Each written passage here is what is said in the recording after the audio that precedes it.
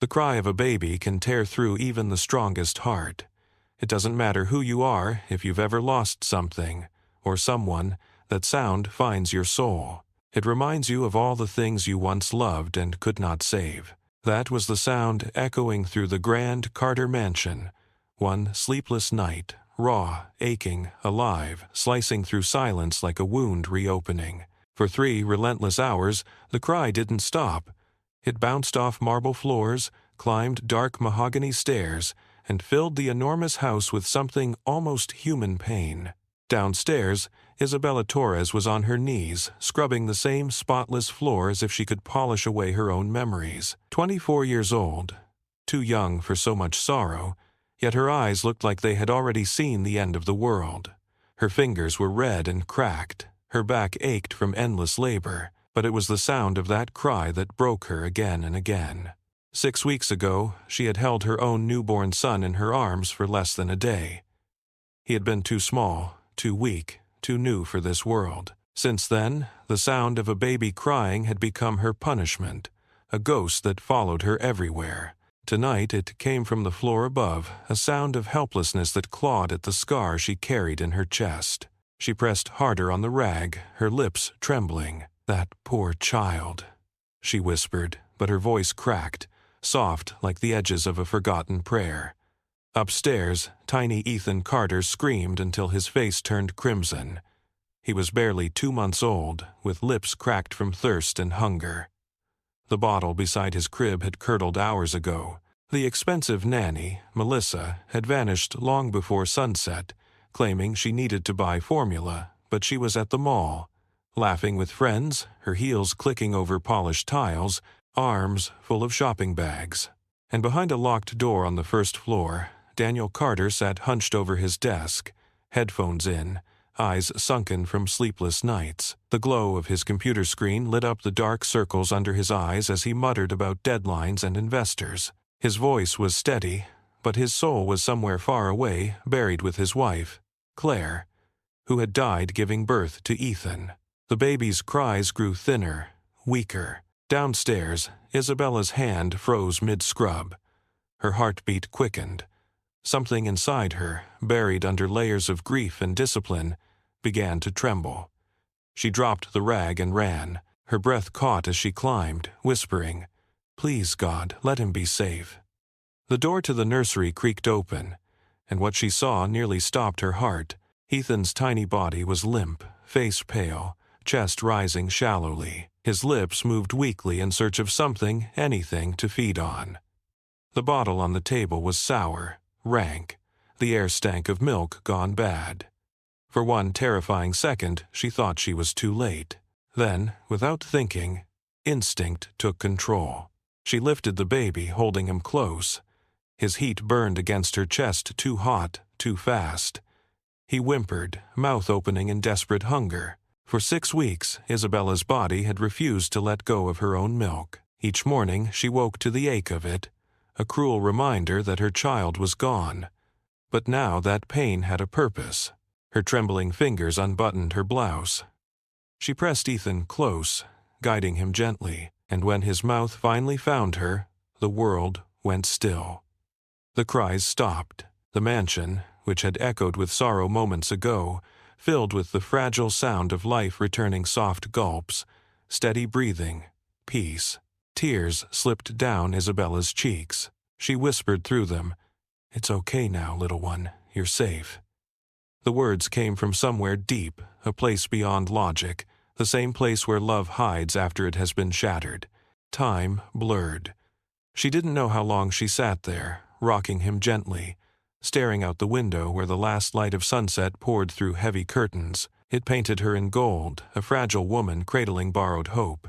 Then the door opened. Daniel Carter stood frozen on the threshold. His sharp, tired eyes widened as he took in the scene: the maid, his child in her arms. Her blouse opened just enough for him to understand what had happened. The air between them thickened, heavy with something he didn't yet have words for: shock, confusion, shame, awe. "What are you doing?" His voice was hoarse, low, dangerous. Isabella jolted, clutching the baby closer, as if afraid he would take Ethan from her. "Sir, I can explain," she stammered, her voice trembling. "Explain?" He stepped closer. His tone carried the cold authority of a man used to control. But inside, something softer stirred because Ethan was no longer crying. For the first time in weeks, his son was breathing peacefully, asleep against another heart. Daniel stared, torn between fury and disbelief. The world told him this was wrong, but the father in him whispered something else. This woman had just saved his child. "I'm sorry," Isabella whispered, lowering her gaze. He was fading. The bottle was spoiled. I couldn't stand by and watch him die. Her voice cracked, and something in that sound pierced Daniel's armor. He saw it then, not scandal, not madness, but grief. The same grief he carried every time he looked at Ethan. Still, he couldn't speak, his throat locked. He turned and left without another word. When Melissa returned hours later, full of lies and perfume, she found the air in the house colder than ever. The next morning, whispers began soft at first, then cruel. The staff talked, the neighbors heard. The maid who breastfed the boss's son. The words slithered through corridors and phone calls, twisting truth into poison. By evening, Daniel had made his decision. He called Isabella into his office. The walls, lined with glass and silence, seemed to close in. "You're dismissed," he said quietly, not meeting her eyes. "Please," she begged, her tears spilling. "At least let me say goodbye to Ethan." Daniel turned away, jaw clenched. He didn't trust himself to look at her, because if he did, he might see the same pain he felt reflected in her face. That night, under a heavy storm, Isabella walked away from the mansion, carrying only a small bag and a heart too full of loss. Her shoes soaked through. The rain hid her tears. Behind her, through the glowing windows, Daniel watched her disappear. He told himself it was for the best, but the hollow in his chest only grew deeper. The mansion was silent again. But now, when the baby cried, the sound no longer filled the house, it filled Daniel's soul. He tried to feed Ethan, tried to soothe him, but nothing worked. The child rejected every bottle, screaming until his voice broke. Daniel would pace the floor in desperation, whispering, "Daddy's here, Ethan, please." But the baby's cries only grew weaker, more fragile, like an echo fading into distance. Days passed. Nights blurred. Daniel sat in his office surrounded by the cold hum of machines, but inside him, everything had gone still. He thought of Isabella, of her hands trembling as she held Ethan, of how peace had filled the room for the first time that night. He hated himself for the memory. Outside, autumn leaves gathered in golden piles by the gate. Inside, the house remained untouched by warmth. In another part of the city, Isabella slept under a bridge. Her body shook from cold. Her heart beat slower each day. Yet she whispered the baby's name like a prayer before sleep, Ethan. The word itself felt like light. Two souls, miles apart, both haunted by the same tiny heartbeat. And, somewhere in the dark, fate began to turn its quiet wheel again. Sometimes love doesn't begin with romance. It begins with loss, with sorrow so deep it cracks you open and lets light in. This is not just a story about a maid and a millionaire. It's a story about two broken hearts learning how to breathe again together. If this story touched something inside you, if you've ever carried pain that no one else could see, take a moment to breathe with it. Leave your thoughts below. Share the feeling. Sometimes your comment can be the light someone else needs to find hope again. And if you wish to walk with me through the rest of this journey, through healing, forgiveness, and love reborn, don't forget to subscribe, because this is only the beginning. The first whisper before their hearts truly meet. The morning after Isabella left, the mansion felt like a hollow shell. The rooms were too quiet, the air too heavy, and even the sunlight that used to spill softly across the floor now seemed distant, pale, uninterested. Daniel sat at the end of the long dining table, untouched breakfast in front of him, watching his son's empty high chair. Ethan's cries echoed faintly from the nursery upstairs. It was a sound Daniel could no longer separate from guilt. He pressed his palms against his face, his breath unsteady. He told himself it would pass, that babies cried for no reason, that he'd done what was right, but the truth gnawed at him. He had sent away the only person who had truly calmed his child. Upstairs, the nanny Melissa moved through the nursery with her usual careless rhythm. She fed the baby cold formula, checked her phone, sighed loudly when Ethan spat the bottle out. To her, the child was noise, a chore between hours of boredom.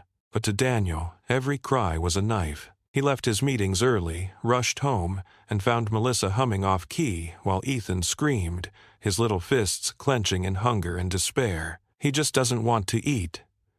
She shrugged, eyes on her phone. "He's spoiled." Daniel took Ethan into his arms, the tiny body feverish against his chest. "You're okay," he whispered, pacing slowly, trying to calm the trembling in his own voice. "Daddy's here."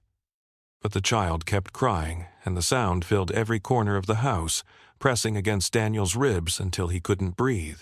He realized then how deep silence could hurt not the quiet of peace, but the quiet after something precious has been taken away. For nights, he wandered the mansion half awake, holding his son, murmuring lullabies he didn't remember knowing. Sometimes he thought he could hear Isabella's voice in the rhythm of the wind, her soft whispers woven into the hush of the rain outside. But when he turned, there was only emptiness. Ethan began to grow weaker. His small hands no longer reached for the bottle.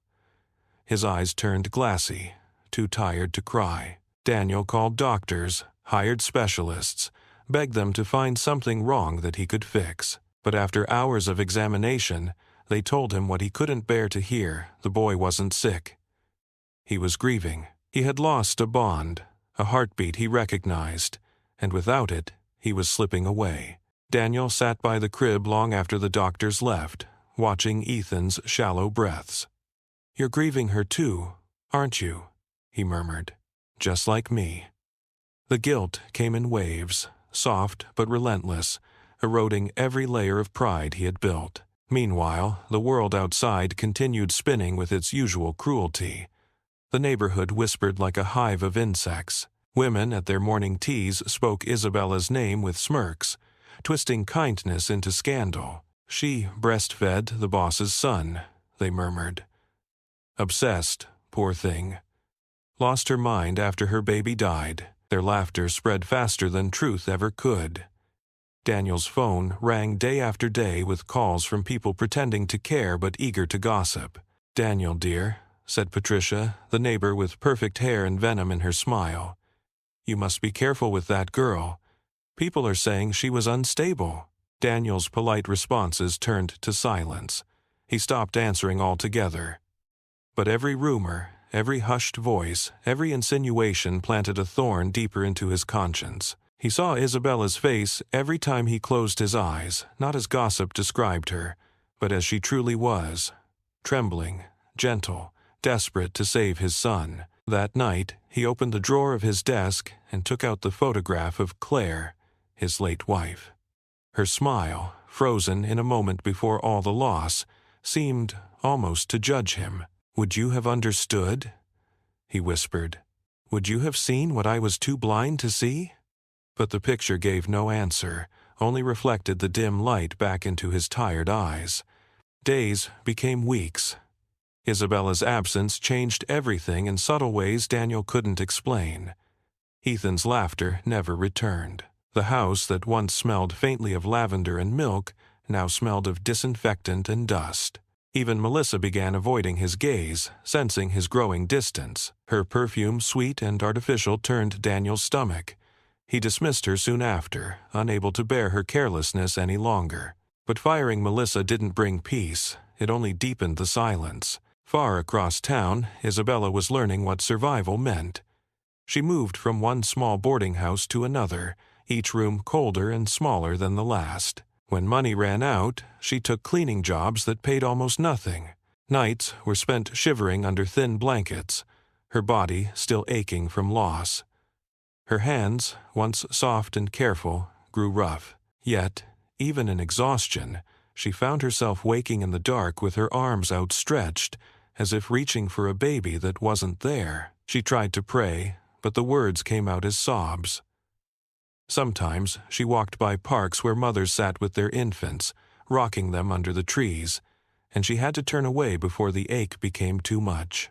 She told herself she was healing, that one day the pain would fade, but grief doesn't leave politely. It lingers, gentle and cruel at once, reminding you what love had cost.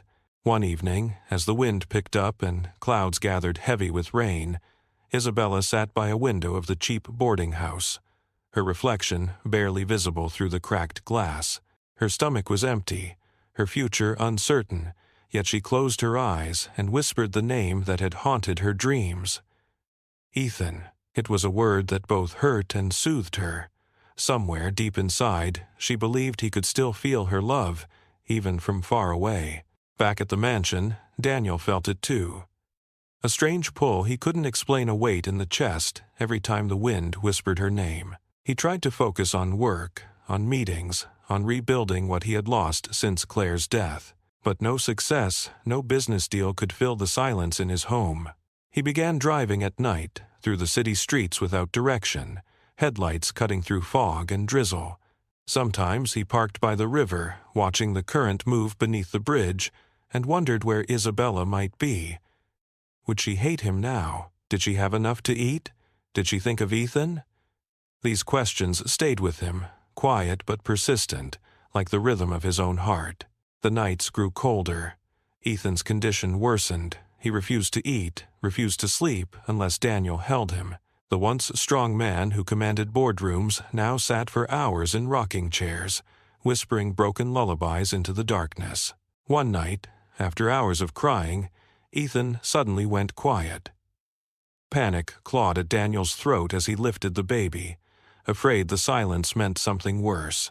But Ethan only pressed his tiny hand against his father's chest, his breathing shallow but steady. Daniel felt tears burn his eyes. He hadn't cried since Claire's funeral, but now, holding his son, the dam finally broke. "I'm sorry," he whispered. "I'm so sorry." The words fell like prayers that no one heard. He thought of Isabella again, the woman the world had called unworthy, yet who had held his son as if he were her own. The memory of her face, tear-streaked but full of light, wouldn't fade. In that fragile remembrance, something inside him began to shift, a slow awakening, painful yet necessary. He realized that maybe love wasn't something perfect or pure. Maybe it was something born from ruin, from nights when you had nothing left but hope. And perhaps healing didn't mean forgetting, perhaps it meant remembering with gentleness. Daniel stood by the window, Ethan sleeping in his arms, and looked out at the horizon where dawn was just beginning to break. The sky glowed faintly, soft as forgiveness. He closed his eyes and whispered, "If I could find her again, maybe we could both start over." But for now, all he could do was hold on to the fragile life in his arms and pray that somewhere out there, the woman who saved them both was still surviving. The ache inside him didn't fade, but it changed softer, like the dull throb of a healing wound. And though he didn't know it yet, every step of his regret was already leading him back to her. The world moved slowly that morning. The sun rose behind thin clouds, gentle and shy, and for the first time in months, Daniel let himself hope.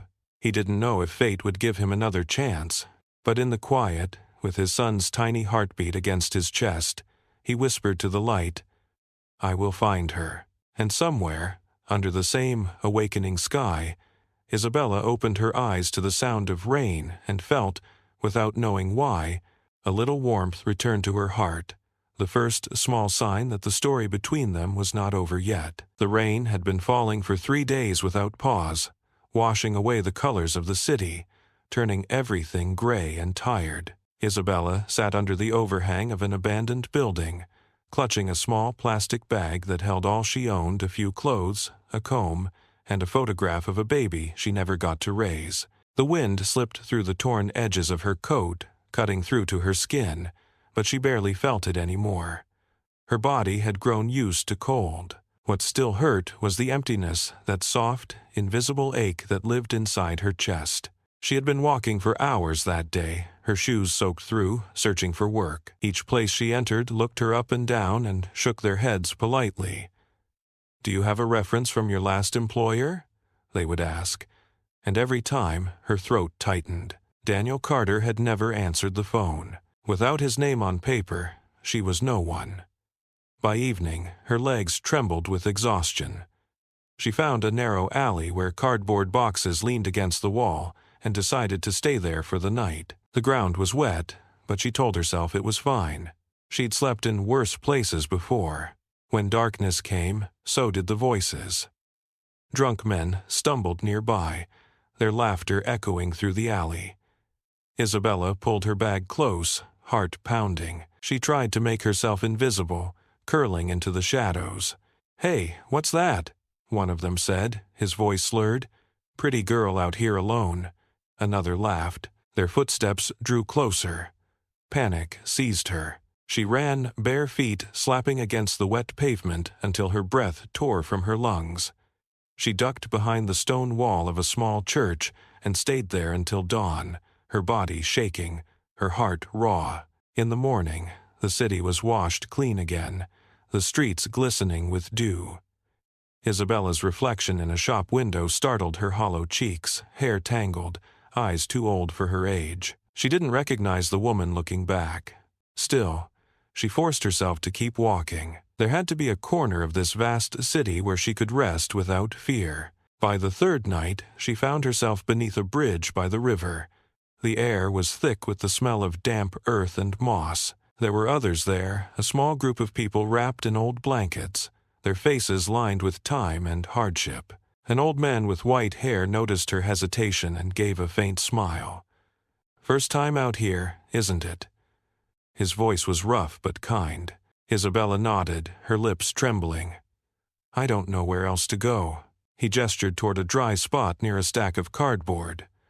"You can stay there." "Name's Howard." She thanked him softly and sat down, hugging her knees. Around her, the others exchanged quiet greetings. No one asked questions. In this place, everyone carried stories too heavy to tell. When Howard handed her half a piece of bread, she almost cried. It had been 2 days since she'd eaten. She murmured a thank you, her voice barely audible. As the night deepened, the sound of the river became a lullaby, steady, gentle, alive. It reminded her faintly of breathing. For the first time in weeks, she allowed herself to close her eyes. She dreamed of a tiny heartbeat, a fragile smile, and the warmth of arms that were not empty. She dreamed of Ethan. The days that followed blurred into one another. Life under the bridge was harsh but strangely human. People shared what little they had. A woman named Mercedes taught her how to collect bottles for coins. A man called Jack showed her where the baker threw out unsold bread. Howard, with his kind patience, became her quiet guardian. "Keep your dignity, girl," he told her one morning as they watched the sunrise. "Even if you lose everything, don't lose that."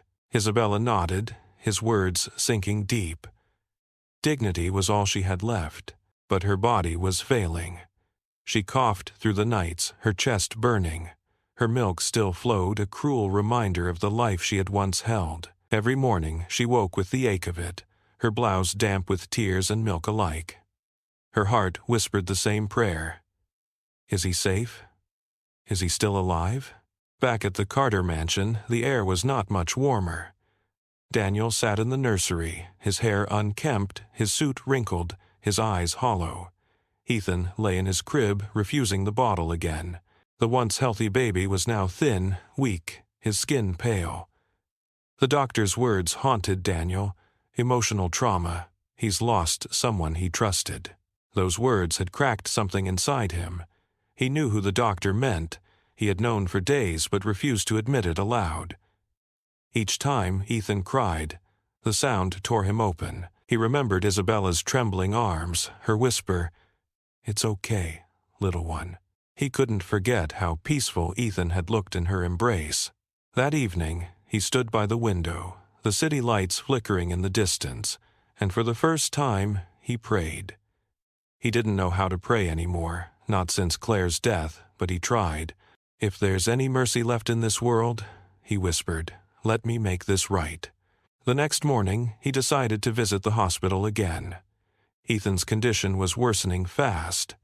The doctors were worried, their faces grave. "He needs something more than medicine," one of them said softly. "He needs the presence he's missing." Daniel walked out of the hospital into the cold wind, those words echoing like bells in his mind. The same wind found Isabella under the bridge that night, carrying the chill of rain and something else, a strange restlessness she couldn't name. Howard noticed her shiver and placed his coat around her shoulders. "You've got a kind heart," he said. "Kind hearts don't stay forgotten forever." She gave him a small, tired smile, her breath fogging in the air.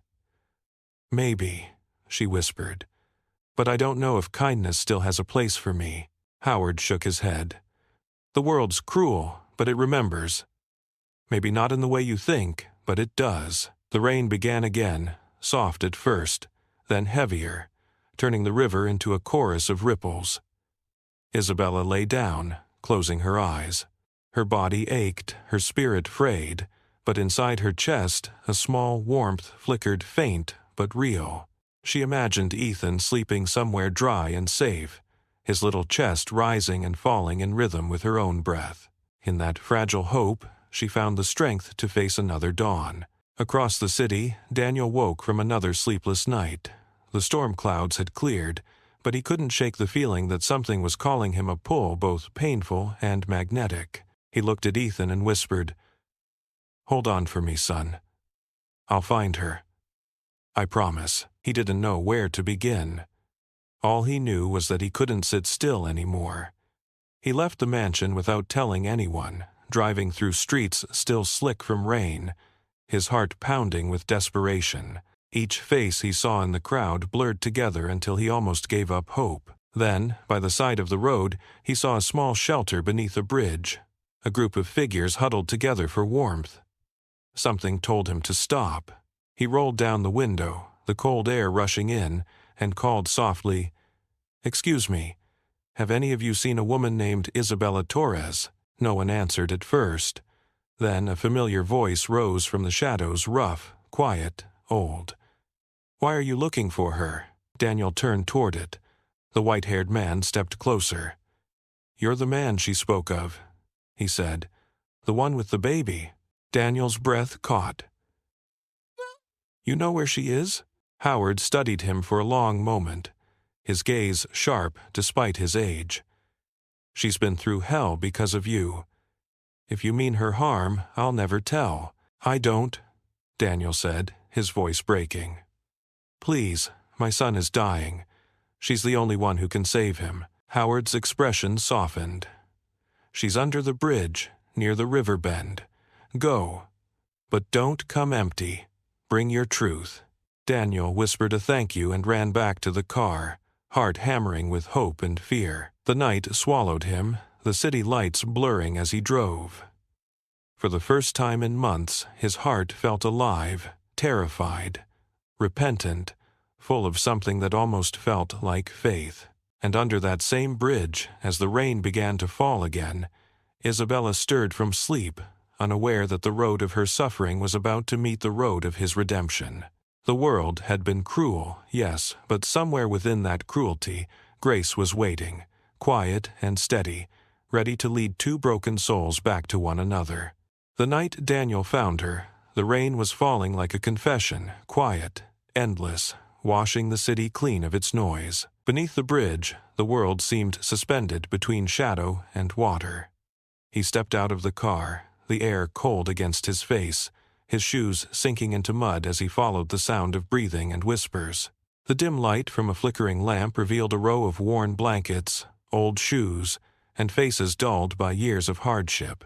Then he saw her, a small, fragile shape curled against the wall, a tattered blanket over her shoulders, her face pale as paper. "Isabella," he whispered, barely believing his own voice. She stirred. For a moment, she didn't know if it was real or a dream. When her eyes focused, she saw him, Daniel, standing there in the rain, the man who had thrown her out into the world that broke her. Panic and disbelief collided inside her. She pulled the blanket tighter, shrinking away as if from a ghost. "What are you doing here?" Her voice was faint, rough from cold and hunger. Daniel took a hesitant step closer, but stopped, afraid that his presence would only wound her more. "Please, listen to me," he said quietly, every word trembling. "Ethan is dying. The doctors can't help him. He hasn't eaten, hasn't slept. They said he's fading because he's lost someone he loves." Her eyes filled with tears that refused to fall. "And now you remember me?" Her voice cracked with pain and disbelief. "After everything, you let them destroy me. You let the world spit on me." "I know," he said. "I was blind. I let fear speak for me, but I can't lose him too. I'll do anything, beg, crawl if it means saving him." His voice broke. "You're the only one he still reaches for in his sleep." For a long moment she said nothing. The rain filled the silence, soft and merciless. She wanted to scream, to tell him that forgiveness was impossible. But then she remembered Ethan, the tiny, trembling child who had clung to her heartbeat as if it were life itself.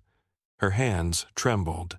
"I'll come," she whispered finally, but only for him. Daniel closed his eyes, the weight of her words both mercy and punishment. "That's enough," he said. "Thank you." He draped his coat over her shoulders, but she didn't meet his eyes. She followed him to the car in silence, her steps slow, her body weak. Howard watched from the shadows, his old eyes glistening. "Be kind to her," he murmured to Daniel as they passed. "She's already given enough of her soul to the world." Daniel nodded, his throat tight. The drive to the hospital was quiet, except for the rhythm of rain against glass. Isabella's reflection flickered in the window hollow, beautiful in its fragility. Daniel gripped the steering wheel so tightly his knuckles whitened. The city lights slid over her face like fragments of a memory, and for the first time he saw what his choices had done. When they arrived, nurses led them down a bright corridor. The smell of antiseptic filled the air, sharp and clean, like grief disguised as order. Isabella's heart pounded as they approached the room. Through the window she saw Ethan tiny, motionless, his skin pale against white sheets, tubes and wires running across his fragile body. Her breath caught. The world tilted. "Ethan," she whispered, stepping closer. The child's eyelids fluttered. A faint sound left his lips, a sound closer to a sigh than a cry. The doctor turned, startled. "He recognizes that voice," he murmured. Daniel stood back, his hands trembling. Isabella sank into the chair beside the bed. She gathered Ethan carefully into her arms, her heart aching with tenderness and guilt. The moment she held him, his body relaxed. The monitors steadied. His tiny hand reached weakly, finding her blouse. Tears streamed down her face as she pressed her lips to his forehead. "It's okay, my love," she whispered. "I'm here." Daniel covered his face with his hands. He couldn't watch without breaking. The room was filled with something he had forgotten: warmth, faith, healing.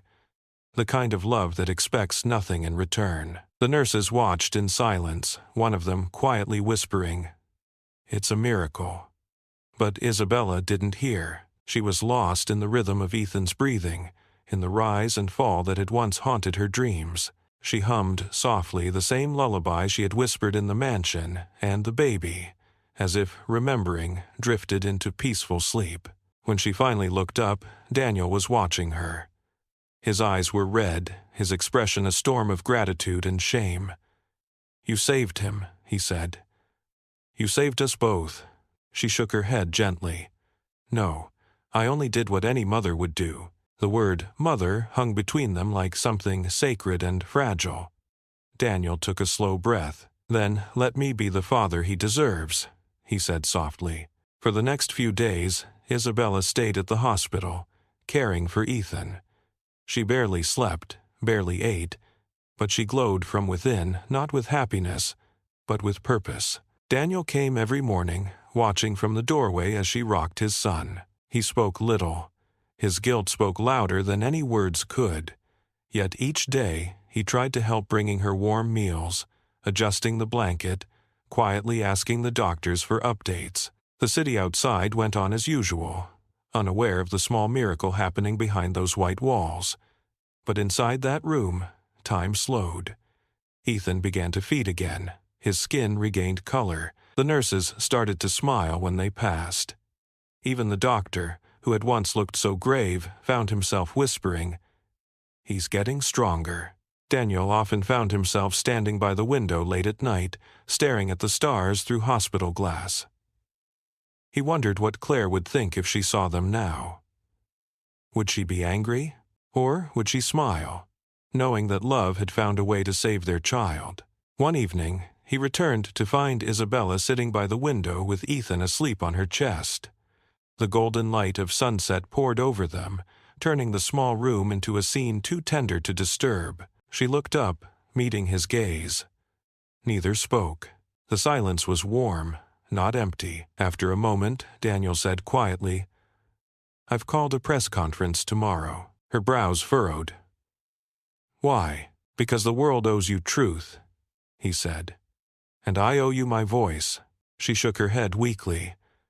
"I don't need the world to know me, Daniel. I only wanted Ethan safe."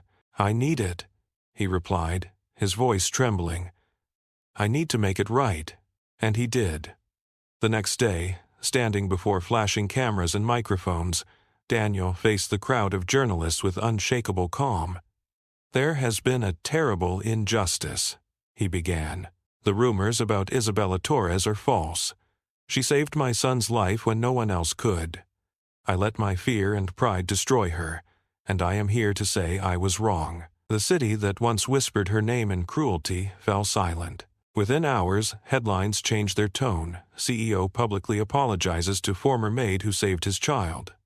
Melissa, the nanny who had lied, was fired and shamed. For the first time, the gossip turned into admiration, but Isabella didn't seek attention. She stayed in the hospital room, watching over Ethan. When Daniel returned after the conference, she looked at him quietly. "You didn't have to do that." "Yes, I did," he said. "You deserve peace." For a long moment, they just looked at each other, two people who had lost everything and somehow found a reason to keep breathing. There was no grand music, no cinematic moment, just a fragile understanding that forgiveness had begun to bloom. Days passed into weeks. Ethan recovered fully, his laughter returning like sunlight breaking through clouds. The doctors called it miraculous, Daniel called it grace. Isabella called it love. When Ethan was finally discharged, Daniel insisted she come back with them not as a maid, but as family. She hesitated, standing at the hospital door, afraid of the memories waiting inside the mansion. Daniel's voice was soft. "This time, no one will ever take your dignity away. You have my word." She stepped through the doorway, holding Ethan close. The house that once felt like a prison now glowed with a different light. Daniel had changed everything, the staff, the rooms, even the air felt lighter. He had turned guilt into gentleness. That night, as Ethan slept between them on the couch, Daniel looked at her and said, "I used to believe that healing came from forgetting, but you taught me that it comes from facing the wound and choosing to love again anyway." Isabella smiled faintly, her eyes glistening. "And love," she whispered, "is not always a beginning. Sometimes it's a second chance." Daniel reached out, brushing his fingers against hers, a touch not of desire but of quiet promise. Outside, the rain had stopped, and through the open window, the air smelled of earth and renewal. Ethan stirred softly, sighing in his sleep, as if even he understood that peace had finally returned to the place where pain once lived. And as the stars blinked awake over the city, two souls sat in silence, learning once more how to breathe, how to trust, and how to forgive, not perfectly, but gently, in the way healing always begins. Morning sunlight spilled softly through the wide windows of the Carter mansion, touching the curtains with a gentle gold that seemed to breathe warmth back into the walls. Ethan's laughter was the first sound of the day, small, bright, and full of new life. Isabella woke to it like a prayer answered. She sat up in the armchair beside his crib, her body still weary, but her heart lighter than it had been in months. The child was alive, healthy, and smiling again. The quiet rhythm of his breathing filled the room with peace. Daniel stood by the door, watching. He didn't speak, only let the moment settle into him like sunlight after a storm. The shadows under his eyes were still there, but softer now.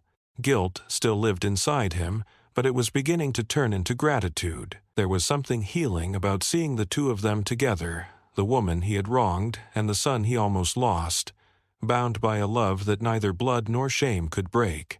When Isabella looked up and saw him, she smiled faintly, hesitant but real. "He slept the whole night," she said quietly, her voice still rough from sleepless care. "He didn't even wake once." Daniel nodded. "Because he knows you're here." Their eyes met in the morning light, not as master and servant, not even as man and woman yet, but as two souls who had walked through loss and found, against all odds, a small corner of peace. In the days that followed, the mansion transformed in quiet ways. Daniel moved his work home, turning his office into a playroom where Ethan's toys scattered across the floor. The air smelled of milk, soap, and something warm, something like family. He spent more time near Isabella, not to control, but to learn. How she soothed Ethan's cries, how she sang softly as she washed the bottles, how she smiled through exhaustion. Sometimes at night, when the house was quiet, he would find her sitting on the porch, staring out at the stars. He'd stand beside her in silence until the wind carried the courage to speak. "Do you ever think about leaving?" he asked one night, his voice low. She turned slightly, the moonlight softening the lines of her face. "I've thought about it," she admitted, "but I don't think I could walk away from him. He's a part of me now." Her eyes glimmered. "Even if the world forgets, I won't." Daniel looked at her, his chest tightening. "I don't want you to leave. Not ever." She didn't answer, but the silence between them wasn't cold anymore. It was fragile, full of things unspoken forgiveness, longing. The slow rhythm of hearts learning to trust again. The world outside, once cruel, began to shift. People whispered a different story now, the story of the woman who had saved a child and the man who had the courage to make amends. The same papers that had once shamed Isabella now wrote about her kindness. Neighbors who had turned away greeted her with hesitant smiles. She didn't seek their approval, but she accepted their change with quiet grace. Healing didn't mean forgetting the past. It meant standing in its light without fear. Ethan grew stronger every day. He learned to crawl, to reach for Isabella's hair with giggling hands, to call out small sounds that only she seemed to understand. Watching them together became Daniel's favorite part of every day. There were moments when he caught himself staring too long, his heart stirring with something deeper than guilt, something gentler, something that frightened and comforted him at once. One afternoon, he found her in the garden, her sleeves rolled up, planting lavender near the window where sunlight poured through. Ethan sat beside her on a blanket, playing with petals. Daniel stood a few steps away, quietly watching. "Why lavender?" he asked softly. She smiled, brushing dirt from her hands. "Because it brings calm. It reminds me of peace. I used to grow it with my mother." Her voice softened. She said it keeps sorrow away. Daniel knelt beside her. "Then maybe we should fill the whole garden with it."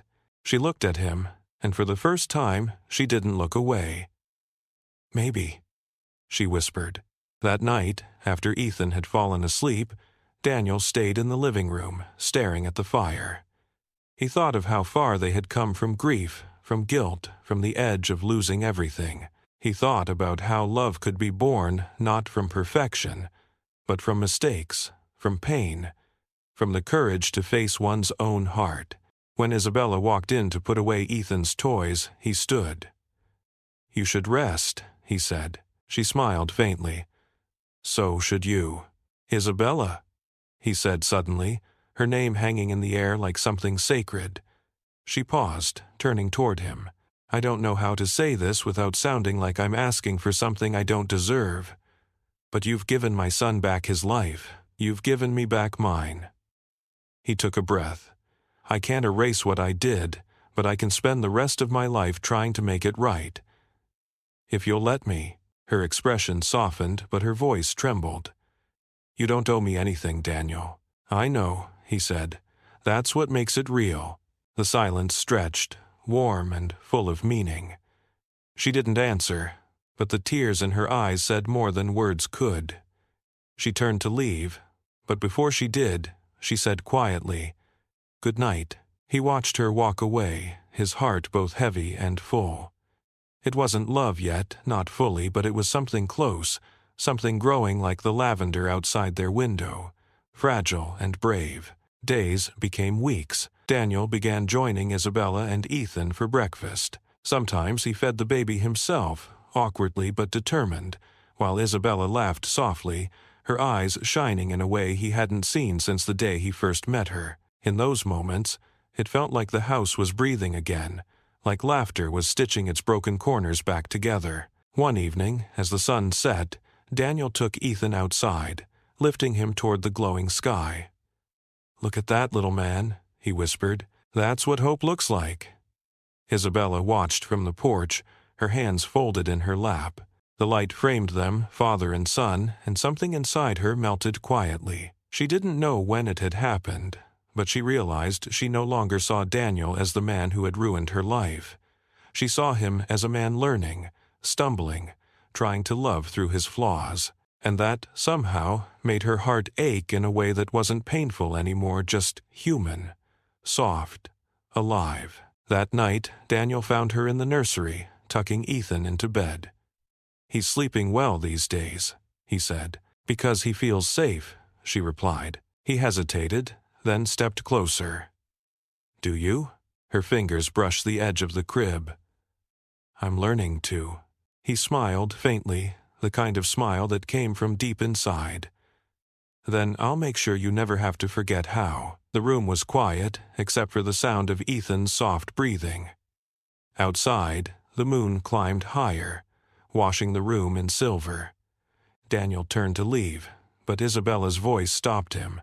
"Daniel," she said softly, "thank you for not giving up on finding me." He looked back at her. "I couldn't. I think part of me knew that without you, we'd both be lost." Her eyes shimmered, her lips parting with a small breath, but she said nothing. He nodded once and left the room quietly, his heart beating with a strange mix of peace and longing. In the days that followed, they fell into a rhythm that felt almost natural. Breakfasts shared, laughter echoing through hallways once cold, small glances that lingered too long. Healing was not a sudden miracle. It was a slow unfolding, like dawn warming the edge of a long night. And somewhere in the quiet between words, love began to bloom shy, uncertain, but real. It lived in the way Daniel lingered near her when she laughed, in the way Isabella caught his gaze and didn't look away, in the way Ethan's little hand would rest between theirs, connecting what life had once torn apart. Outside, the lavender grew taller, filling the air with its sweet, calming scent, a fragrance of forgiveness, of healing, of something beginning again. Inside, their hearts followed the same rhythm, fragile but steady, wounded but still beating, ready slowly, softly for love. The days melted gently into each other, and for the first time since sorrow had entered their lives, peace began to feel like something they could hold. The mansion no longer felt like a place of echoes. It breathed again, softly, with the sounds of new beginnings. Isabella would wake each morning to the sound of Ethan's laughter spilling down the hallway, pure and innocent, sunlight dancing over the crib. She would lift him into her arms, feeling his small heartbeat against her chest, and whisper softly, "You're my little miracle." Sometimes Daniel would appear at the door, coffee in hand, leaning quietly against the frame just to watch. There was something healing in that image, the two of them wrapped in morning light, a vision of calm he hadn't known he needed. When Isabella noticed him, she would smile, not shyly anymore, but gently, like someone learning that safety could exist again. Breakfast became a small ritual. Daniel would sit across from her, trying to feed Ethan tiny spoonfuls while the baby giggled and smeared porridge across the table. Isabella would laugh, not the soft, cautious laughter from before, but one that came from her soul. It was warm, real, alive. Daniel lived for that sound. It filled the spaces where guilt used to live. As spring came, the garden bloomed in full lavender and daisies swaying in the wind, their scent drifting through open windows. Isabella spent hours tending them while Ethan played nearby, his chubby hands reaching for butterflies.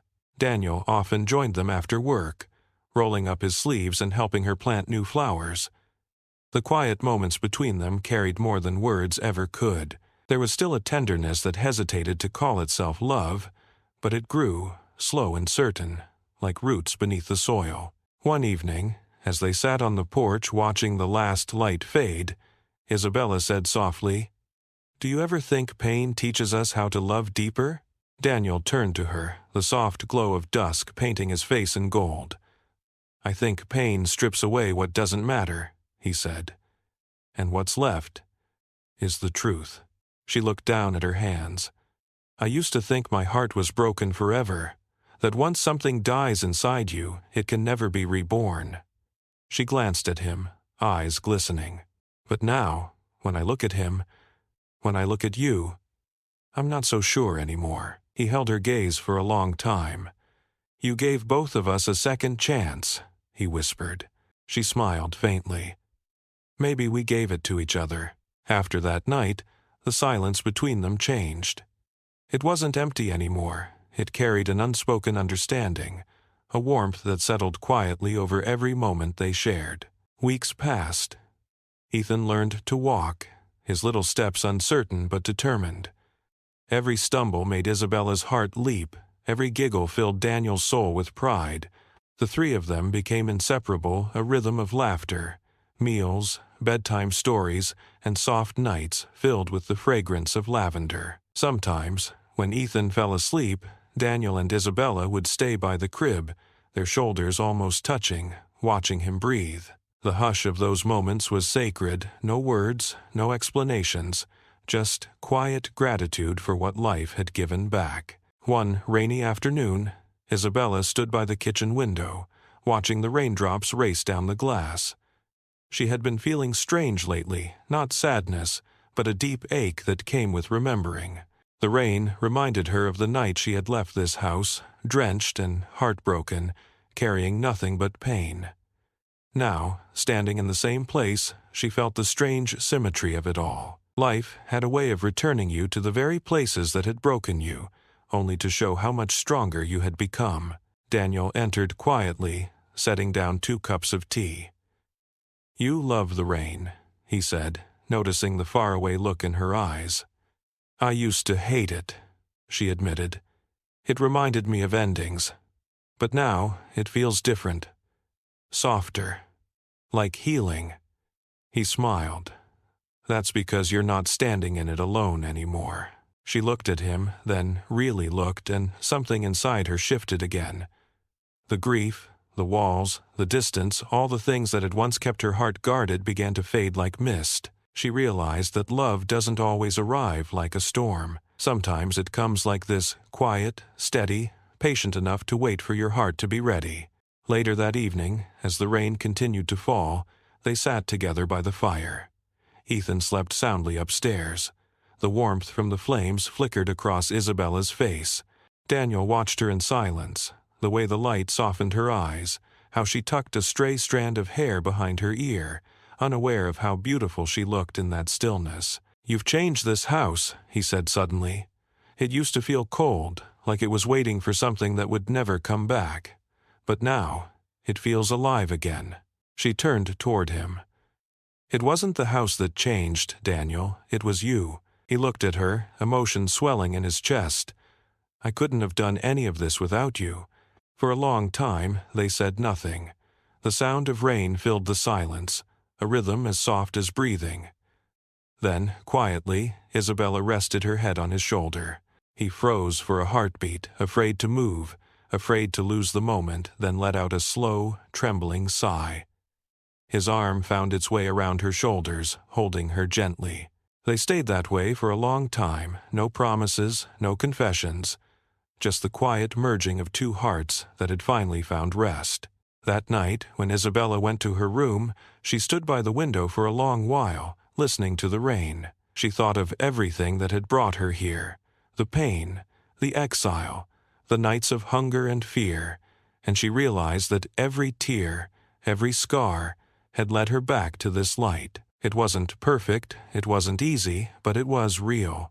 In the following weeks, their bond deepened in the simplest ways. Shared breakfasts turned into shared evenings. Daniel began to wait for her laughter the way others wait for dawn. Isabella, too, found herself looking for him in small things: the sound of his footsteps in the hall, the warmth in his voice when he spoke to Ethan, the way his eyes softened when they met hers. One morning, she found a small bouquet of lavender on her table, tied with a white ribbon. No note, no explanation. But she didn't need one. She smiled, touching the petals gently, feeling something bloom inside her chest. That evening, she cooked for him for the first time a simple meal: warm soup and bread. When he sat down, surprised, she said softly, "You've given me shelter and peace. Let me give you warmth." He tasted the soup and closed his eyes, a quiet smile spreading across his face. "It tastes like home," he said. For Isabella, those words meant more than he could ever know. Home. A word she thought she'd lost forever. As summer unfolded, laughter filled the mansion, real, unrestrained laughter. Daniel worked less, spent more hours at home. He would carry Ethan on his shoulders through the garden while Isabella followed, the three of them walking through a world that finally felt whole again. Sometimes Daniel would glance at her when she wasn't looking, the wind in her hair, the sunlight on her skin, and think that maybe miracles weren't always loud or divine. Sometimes they came as a woman with gentle hands who healed the cracks in your life just by being near. One evening, while the sky blushed pink and gold, Daniel found her standing in the garden, staring at the sunset. "He's asleep already," she said softly, turning toward him. "He's got your peace," Daniel replied. She smiled, a quiet sadness behind it. "I think he has yours." They stood side by side, the lavender swaying around them, the air fragrant and still. Daniel took a breath, his voice unsteady. "Isabella, do you ever think about what comes next?" Her eyes glistened, catching the fading light. "I try not to. I've learned not to expect much from life." He stepped closer. "Then let me change that." She looked at him, really looked, and in that moment she saw not the man who had once judged her, but the one who had learned how to love. Slowly, her heart began to open again, not from grand gestures, but from quiet truth. As the sun sank below the horizon, Daniel reached for her hand. She didn't pull away. Their fingers met, fitting together as naturally as breathing. The world around them faded into soft gold and lavender hues, and for the first time in years, Isabella felt something she hadn't dared to feel: peace wrapped in the warmth of love. That night, as she lay in bed, she whispered into the dark, "Thank you." She wasn't sure if she was speaking to God, to Daniel, or to life itself. But the words felt right, like a blessing. Outside, the wind carried the scent of lavender through the open window, and somewhere in the house, Daniel paused in his office, as if he had felt her gratitude reach him. He closed his eyes and smiled to himself. Some stories don't begin with love. They begin with pain that softens over time, turning into something tender and real. And though they hadn't spoken it aloud, both Daniel and Isabella knew their hearts had already begun to write the rest of that story together. Autumn arrived quietly, painting the world in shades of gold and amber. The garden that had once bloomed in lavender and sunlight was now covered in soft leaves, the wind carrying the scent of change. Inside the mansion, life moved at a slower, gentler rhythm. Laughter echoed through the halls again, not loud, but steady, the kind that came from hearts finally learning to breathe in peace. Daniel watched Isabella as she moved through the house, her presence turning silence into warmth. He had stopped thinking of her as someone he had once wronged. Now, she was simply part of the home, part of Ethan's joy, part of his own healing. Every morning when he passed her in the hallway, their eyes met briefly, a soft exchange, wordless but full of meaning. Sometimes she smiled. Sometimes she didn't need to. He carried the image of her all day anyway. Ethan had begun to talk in small bursts of words. His voice was music that filled every empty corner of the house. One morning, he toddled into Daniel's office clutching a piece of paper covered in scribbles. "Mama," he said proudly, pointing to a crooked circle he'd drawn. Daniel froze, his heart tightening. Isabella entered a moment later, cheeks flushed with surprise. "He started calling me that," she whispered, her voice trembling. Daniel's eyes softened. "Because that's what you are." Her breath caught, and she looked away before tears could fall. She had told herself not to dream too much, not to imagine a future she wasn't promised. But in that moment, hearing Ethan's innocent voice, something inside her cracked open, not in pain this time, but in gratitude. Life had taken everything from her once, and somehow it had given back more than she thought she deserved. As days grew shorter, the three of them fell into the kind of closeness that felt effortless. Daniel would come home early, sometimes bringing flowers, not grand bouquets, but small, thoughtful things. Wild daisies, sprigs of rosemary, a handful of lavender tied with twine. Isabella began to cook more often, filling the house with the scent of baked bread and herbs. She didn't do it out of duty, but because it felt right, because warmth was meant to be shared. One evening, after dinner, Daniel found her in the kitchen washing dishes. The sleeves of her dress were rolled up, her hair tied loosely, a few strands falling against her neck. She hummed softly the same lullaby she had once sung to Ethan. He stood by the doorway, watching her quietly, the weight of years pressing softly against his chest. "Isabella," he said finally. She turned, surprised. "Yes?" He stepped closer. "Do you ever think about starting again? Not just surviving, but living?" She smiled faintly, her eyes tender but cautious. "I think about it," she said, "but starting again takes courage, and I used so much of mine just to make it this far." He reached for the towel in her hands, drying it gently. "Then let me lend you mine," he said quietly, "for as long as you need it." Her breath trembled. She didn't answer, but her silence said everything. That night, when Ethan had fallen asleep, Daniel and Isabella sat by the fire. The glow flickered across the walls, painting them in soft amber light. He poured her tea and handed her the cup with quiet reverence, as if the act itself were sacred. "I used to think love was something that burned," he said softly, "something that demanded everything. But now I see it differently. Love isn't a fire. It's the warmth that stays after the flames die down." Isabella looked into her cup, her voice barely above a whisper. "Then maybe that's what we have." Their eyes met. He smiled. "Maybe it is." The wind howled outside, but inside, everything was calm. There was no need for promises or declarations. Healing had its own language, and they both understood it perfectly. In the weeks that followed, Daniel began including Isabella in his world beyond the mansion. He brought her to company gatherings, not as an employee, but as a guest, as someone who mattered. The first time he did, whispers rose around them like a wave: surprise, admiration, confusion. But Daniel didn't flinch. He stood beside her, his hand lightly resting on the small of her back, grounding her. "They'll talk," she whispered, her voice trembling. "Let them," he replied softly. "They talked when I lost you too." His words silenced her fears more than she could say. It wasn't about appearances anymore. It was about truth, about being seen for who they were now, not what they had been. That night, when they returned home, Isabella lingered by the doorway of her room. "You didn't have to defend me," she said. "I didn't," he said. "I just told the truth." She hesitated, her hand resting against the wooden frame. "Thank you." "Don't thank me," he murmured. "Just don't leave again." Something fragile and beautiful passed between them. She nodded, her throat too tight for words, and closed the door softly. Winter crept in slowly. The mansion filled with the scent of cinnamon and burning wood. Ethan's laughter grew louder, filling the quiet evenings.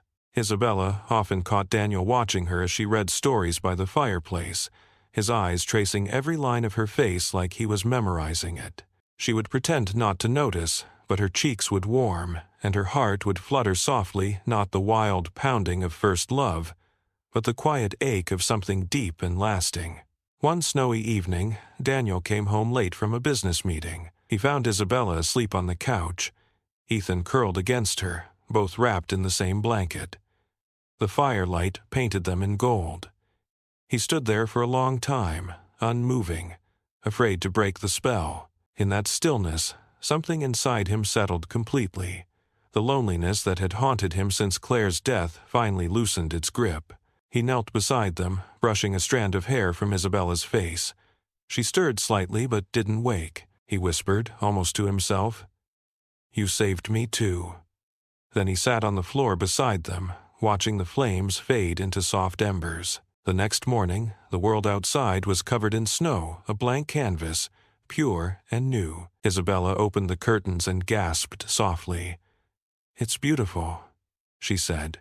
Daniel came up behind her, his voice gentle. "It's a new beginning." Ethan toddled in, his laughter bright against the still air. Daniel lifted him into his arms, and Isabella reached out to steady them both, her hand resting against Daniel's arm. Their fingers brushed, lingered, and didn't pull away. From that day on, everything felt different. They no longer spoke of the past. It didn't need to be spoken. It had shaped them, but it no longer defined them.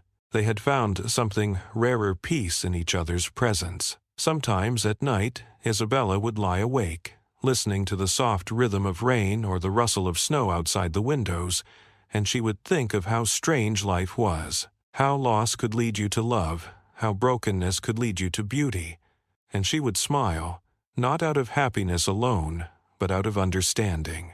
Daniel would find her sitting by the window, her silhouette framed by the moonlight. He would sit beside her, no words needed, just the comfort of shared silence. His hand would find hers, warm and steady, and together they would sit two souls who had walked through darkness and found each other in the light. The world outside would continue turning, but inside that quiet house, time slowed and love soft, imperfect, deeply human, grew like a fire that would never fade. Healing was no longer a process for them, it had become a way of living, and as the snow continued to fall, covering everything in calm white, Daniel looked at Isabella and knew she was not the woman who had once been lost to pain. She was the woman who had taught him how to live again. And though neither spoke it aloud, they both felt that love had already taken root, not as something fragile, but as something certain, something eternal, something that felt like home. The snow melted slowly, as if the world itself was reluctant to let go of winter. The first breath of spring arrived like a quiet promise, tender, fragile, full of light. Morning sunlight spilled through the windows, painting the house in gold. The scent of blooming lavender drifted once more through open doors, carrying memories of everything they had lost and everything they had found again. Isabella stood in the garden, her hands brushing over the new buds. The earth felt warm beneath her fingers, alive with renewal. Ethan played beside her, his laughter pure as wind chimes. Daniel watched from the porch, coffee in hand, his heart full and steady. There was no need for words. Some moments speak best in silence, in the language of peace, of belonging, of love reborn after pain. He walked toward her slowly, his footsteps crunching softly against the gravel. She looked up and smiled that same quiet smile that had once held grief, now filled with grace. "He loves the garden," she said softly, watching Ethan chase a butterfly through the rows of lavender. "He loves it because it feels like you," Daniel replied. Alive, gentle, full of color. Her cheeks warmed, and she turned to the horizon, where the sunlight touched the river beyond the fields. The world seemed endless, yet in that moment, everything she needed was right there. "It's strange," she murmured. "Sometimes I think about how everything began, all the pain, all the nights I thought I'd never see the morning. And now it feels like that pain became the soil where something beautiful could finally grow." Daniel reached out, his hand brushing hers. Maybe that's what love is, he said softly. Not the fire that burns, but the warmth that stays. She nodded, her eyes glistening. The warmth that heals. They stood side by side, watching Ethan tumble into the grass, his laughter echoing into the sky. The wind moved through the lavender, carrying its fragrance around them like a blessing. Time no longer felt heavy. It felt kind. Every scar, every tear, every wound had led them here to this gentle stillness, to this second chance. That evening, the house glowed in the soft light of sunset. Isabella cooked dinner while Daniel set the table, Ethan babbling from his high chair, the air filled with small sounds of life. The scent of rosemary and fresh bread mingled with the golden light. For the first time in years, Daniel felt completely at peace. Every movement, the clink of plates, the sound of Isabella's soft hum felt sacred. After dinner, he carried Ethan to the nursery and laid him gently in the crib. The boy's tiny hand curled around Daniel's finger. "Good night, little one," he whispered. "You're safe. You're loved." When he returned to the living room, Isabella was by the window, the firelight dancing across her face. She looked up as he entered, her expression calm, radiant in its simplicity. "He fell asleep so quickly," she said. Daniel smiled. "He knows he's home." The room fell quiet. Only the crackle of fire remained, warm and steady. Daniel walked closer, his heart beating softly in rhythm with the moment. He stopped beside her, their reflections meeting in the glass two lives once shattered, now whole again. "Isabella," he said gently, his voice low, reverent. "You've given me something I thought I'd lost forever. Hope. You taught me that love isn't about perfection. It's about forgiveness. It's about finding light again, even when everything seems gone." Her eyes filled with tears, not of sadness but of peace. "You gave me that too," she whispered. "You gave me back the chance to believe that my life wasn't over." He took her hand, intertwining his fingers with hers. "Then, let's promise something," he said softly. "No more looking back, no more running from what's gone. Let's just live here, now, together." She smiled through her tears. "That's all I ever wanted." Outside, the night deepened. The stars appeared one by one, scattered like pieces of a quiet prayer. Daniel led her to the porch, where the air was cool and sweet. The lavender swayed gently, filling the air with its soothing scent. They sat together, shoulder to shoulder, Ethan's faint breaths audible through the open window behind them. The moonlight washed over them, silver and soft. Daniel turned to her, his voice trembling slightly. "You know," he said, "I used to think miracles were things that happened only once. But now I think they happen every day, in every breath, every forgiveness, every moment we choose love over fear." Isabella leaned her head against his shoulder. "Then we've already had ours." They stayed there for a long while, listening to the wind whisper through the trees, the world quiet around them. In that stillness, everything felt complete, not perfect, but whole. And sometimes, wholeness is what love really means. The next morning, sunlight spilled across the garden again. Ethan's laughter woke the house, and Isabella's voice followed, soft and loving, calling his name. Daniel stood at the doorway, watching them, and in that moment he realized that happiness isn't loud or grand. It's made of small things. The sound of a child's joy, the warmth of someone's touch, the peace that comes when hearts finally rest. Years would pass, seasons would change, but the memory of this time of healing, of forgiveness, of gentle love would remain like a heartbeat beneath the years.